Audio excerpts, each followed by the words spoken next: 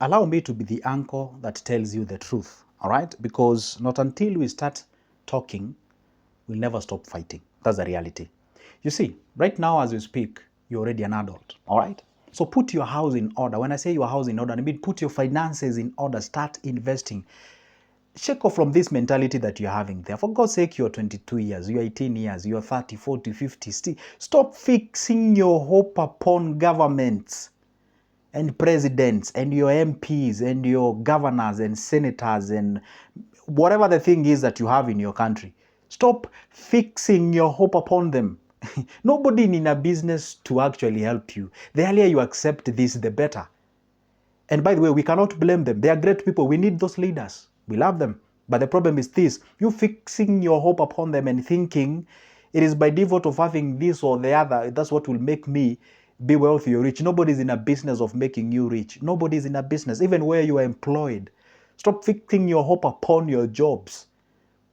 The Bible says that we should look for a work, not job. We were created to do something in this world. That's why we are over 8 billion of us on earth. We have something that we can actually be able to use. For example, I come here, I share with you that what I have, I change your life, you change mine, we move to the next level. That's what we were created for. So why do you hate your job? I mean, it's quite funny that you chose a career that you love, but now where you are working, you hate it. What did you expect? What changed when? You get what I'm saying? See, you are an adult. See, when you are an adult, in Kenya, you're regarded as an adult when you click 18 years old and 18 years and above. You're regarded as an adult. And when you hit 35 years and above, you can even vie for the presidency. Some of you here, can you imagine? Constitutionally, you can be the president of a given country. But you're not even a president of your own self. Forget even about your family, your own self. You cannot even be able to, be strict. You cannot sacrifice. You cannot live below your means. You cannot understand or have the understanding of. You have to sacrifice for now for the sake of tomorrow. And I love to give this example. My teacher used to tell me, Joseph, choose when you want to sleep. I'm not going to ask you any question. When we were boarding, the teacher used to say, hey, you choose either to sleep now and wake up later, or wake up now and sleep later.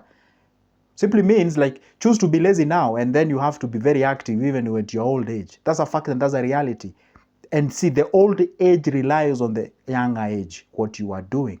See, right now what you're supposed to do, see, when we come here and we say money market fund, put your finances in order, make sure that at least you save something. At least it's good to have an individual who tells us the truth and holds the bull by its horn. By telling you if you do nothing about it, the difference between maybe me and a pastor will sell you a hope. It will happen, you receive, you get. What are you even receiving in the first place? You're doing nothing about your expenses. You're not even, seriously, you're earning 30,000 at the end of the month, you're living a 15,000 house rent. Even if I tell you receive, what are you going to receive? You must be an individual who you are responsible. Even God himself stops growth where there is no management. It's as simple as that. You ain't going to receive nothing. You have to be doing something. You see, for me, if I look at the things, I usually see as if all responsibilities are divided. They are your responsibilities and they are responsibilities of God. Let's take a case scenario of a farmer, if you are a believer. And by the way, you should. See, let's take a case scenario of a farmer. A farmer, you have to make sure that you plow your land, you prepare your land, you put your seed under the soil, you go back home. How it grows, you know nothing. Forget about the radical thing and primule that goes down. No, that is science trying to explain what happens there. Are we together? The fact remains you don't know what happens. You don't know how it rains. You don't know. I know you talk about precipitation. I don't know what. It's okay. It's you trying to explain what happens. But the reality, you don't know exactly what happens there. But even if it rains and your land is not prepared, nothing will grow. So if you plant corn, if you plant maize, don't be surprised if maize grows. But you have all the reason to get surprised if you plant maize and beans grows. The fact remains you reap what you sow. There's a fact. If you reap nothing except nothing. And if you get nothing, you will share nothing. So if you don't get the information about finances, then what are you going to share with your kids? And you know one thing, I love to give this example. Probably you got it from a different video. Get it again if you didn't. See, there's something that we were never taught. We were never taught how kids are made or all those kind of things when we were young. And I remember I used to ask that question. Parents would tell me kids are bought in supermarkets. I don't know what I used to tell you what. And what happens is that Later I came to realize how they are made. Don't ask me how, okay? See, now the point is, the same case on finances, nobody taught us. They just expected by virtue of you getting a job. In Swahili we say utajulia mbele. You will know it as you grow. I mean, it's so weird. So the point is that right now you are an adult. Put your house in order. Put your finances in order. For God's sake, try as much as you can, all right? And I made a video. Go check that video. I talked about you making a savings equivalent to a bill, all right? Have a bill that called savings. Now, what happens is this. See, savings, what is savings? What is to save? You know, sometimes, let's dissect this now. What is to save? What is to salvage? Because to save, it's like to salvage. You save what you have. And if you don't have, obviously, you can't save. And if you don't have, what do? You check on what you have. What can you be able to do to create something to have? See, we are creators. We are co-creators with God. That's for a fact. We do something. That's why God didn't give us chairs. He hid the chairs in trees. That's why he hid the clothing in skins of cows and goats and what have you. That's why you don't have furniture on the shamba or on the forest. We have the trees. You have to make a furniture out of the trees. That means that it has to call for a thinking. You have to think. Therefore, for you to save, you have to think fast. Why? What do I mean? Like, for example, you can tell me, Joseph, I earn 40K. I consume all the 40K. Now I can't save. So what do we do now? Okay, fine. So you don't save. Okay, fine. So, okay, fine. Let's rubber stamp your life and say you are destined to live like that. Fine. Yeah, because you are earning 40, you are eating 40. Now, it is what it is. We can't say that. Everyone deserves to win. Now, when I say save, you need to think. And to think, you ask yourself, okay, fine. I'm making 40, I'm living off 40. Okay, first of all, the very first thing you ask yourself, before you even live below your means, you ask yourself, what else can I do to increase my earning? Should I choose for another job? And what are the repercussions? Do I have the energy to actually go get for another job? Or what should I do so that I increase this amount of money? If, let's say, all the options are not there, then you can be able to think of how you can bring down these expenses.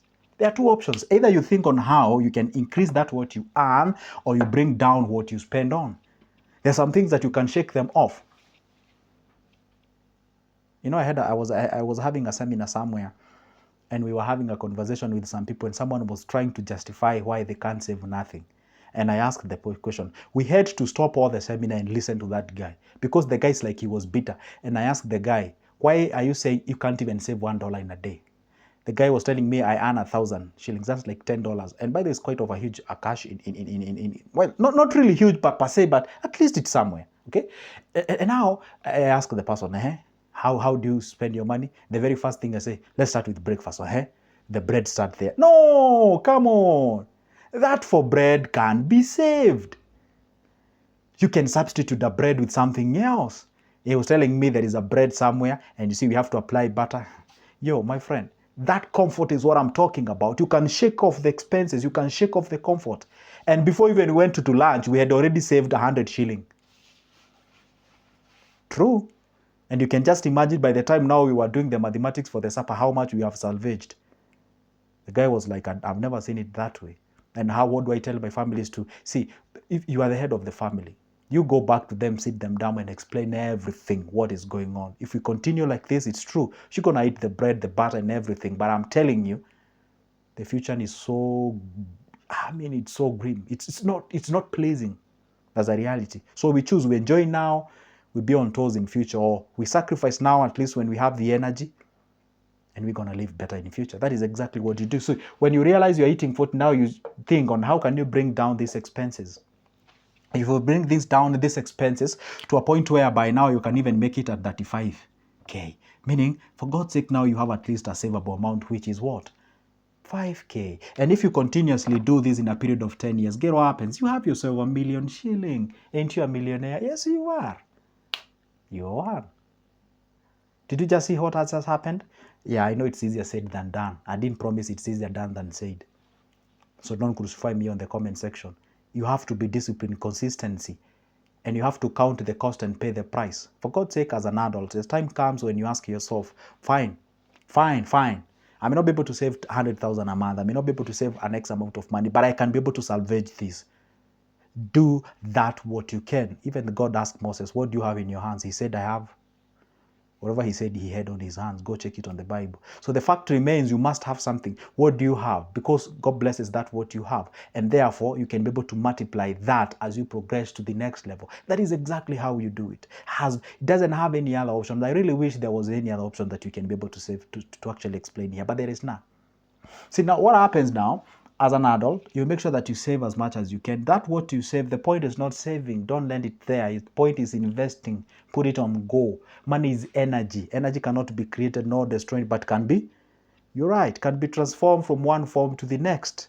So what you do, money is energy. And I was giving an example, don't be a conveyor belt of wealth. You just stand, you give, or rather you take and give, you take and give. You end up with nothing. And I gave an analogy back then, like we do stand at the banks of the river. It's you determines on how you're going to drink the water from the river. Some of you decide to just show up to the river each and every morning. You drink, you go back. You show up in the morning, you drink, you go back. Some other decide to make some tributaries and channel that money or that water towards their home so they can drink it from their home. Channeling that, if you contextualize that, that's investing. Depends. And some people have made a very great channels and tributaries to a point whereby they tell you don't even have to show up to the banks. They tell you come and take care of my tributaries. Make sure that they are not shrubs, they are not whatever, and clog where there's clogging, and then I can give you some a little bit to drink. So they fool you. That is a job now I'm talking about, if you are following up. They don't show you, you can as well show up to the banks of the river. You make your own tributaries, channel the money back to your home, and you can drink it from your place. Now people, they show up or they come to a point before they show up to the banks of the great river, they are actually meet somewhere where somebody has made some tributaries. Then you get fooled. You never see an opportunities of creating things by yourself. That's why you rely under the mercies of an individual. Remember one thing, job, there's nothing wrong with job. For God's sake, it's the primary source of income when we graduate or when you're starting up to earn. Nobody actually was born and you started. No, you were supported and you work for somebody. For you to lead, you must follow first. That's for a fact. So what happens is that you have to understand that you have to do something by yourself. And nobody's in a business of making you wealthy. Never forget that. Never let that get out of your thinking. Nobody's in a business of making you a wealthy individual. Nobody. So anyone can show up to the banks and make our own tributaries that they can be able to drink at all the time. And you can be able to create yourself to the next level. And maybe you don't have anybody who can actually inspire you. Go watch my older videos 3 years ago or maybe 2.5 years ago. You're going to see where I actually started this channel. I was all over the place. I was doing the most awkward jobs to make sure that I sustained myself. But that was the only opportunity that I had at that particular point. If you become choosy and you have no option to choose from, then you become nuisance to people. That is exactly what you do. So when you do not have many options, please don't be choosy. Pick that what is available. Go on with it. As you do that what you don't love, you're going to get that what you love along the way. That's a reality. If you cannot be entrusted with small, even great you cannot be. Learn to manage that what you have, no matter little it is, then you can channel yourself to the next level. For now, it's a goodbye, but don't forget one thing. Go ahead and grab that number of mine. You can shoot me a call. We can have a discussion on areas to invest and how to go about it. Yeah, I know today's video sounds more like a motivation, but you needed this. And I thought you needed it. And if you did say it on the comment section, indeed I needed this. And may God bless you as you like my video and as well subscribing and commenting on the comment section. And don't forget, my number is always on the description of this specific video. Get that number. Let's talk business. And if you need my booklet, it's only 280 bob. Go ahead and get it. And if you need to be part of the great channel or great discussion that I'll be having it on Sunday, that is on 19th May 224 or 2024, you can go ahead and be. It's only 1,500 Kenyan shillings. That's like $15. For now, it's a goodbye. See you in the next one.